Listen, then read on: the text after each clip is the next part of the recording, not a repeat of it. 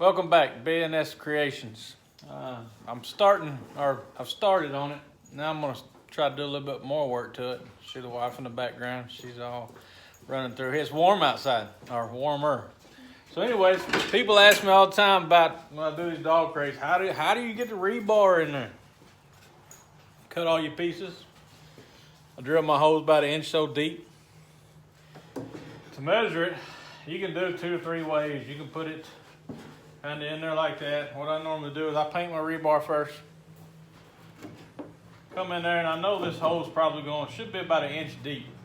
So once I put that in there, I'm gonna measure the rebar, and I know I'm gonna need that rebar that long once this top is flush.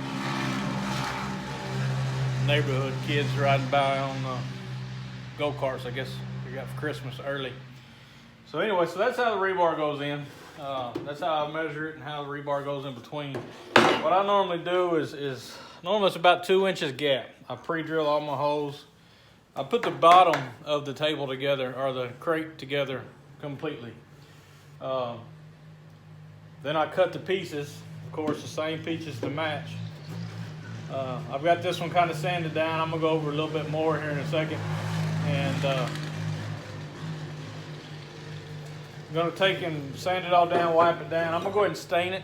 I found that if you stain these before you put them all together and put all the rebar and everything in it, it's a lot better. It's a lot harder to stain around rebar.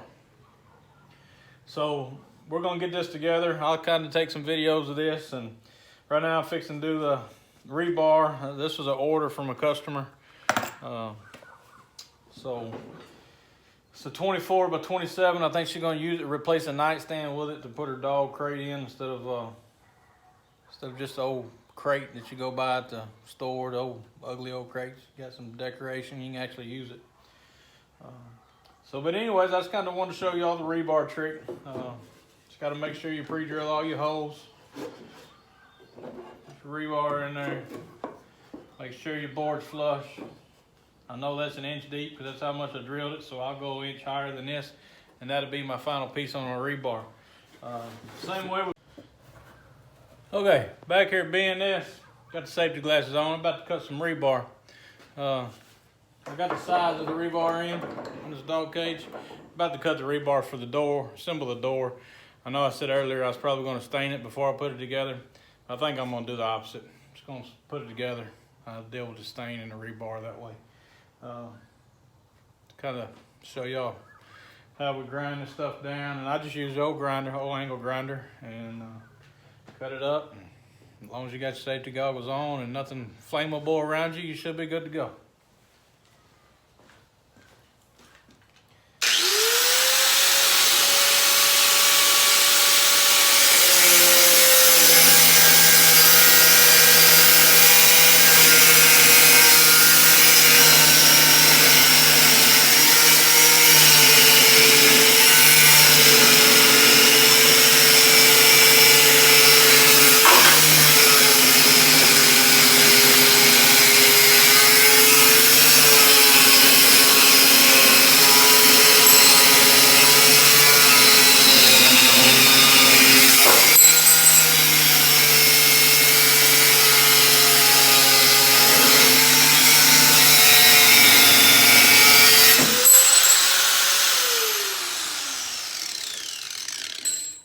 We'll give you a little bit of advice.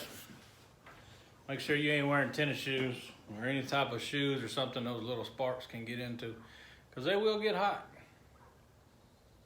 And they will set stuff on fire if it's something flammable. So always make sure there's nothing flammable. Wear your glasses. Make sure you ain't got any tennis shoes on, and you should be okay when you're grinding. Y'all have a good day.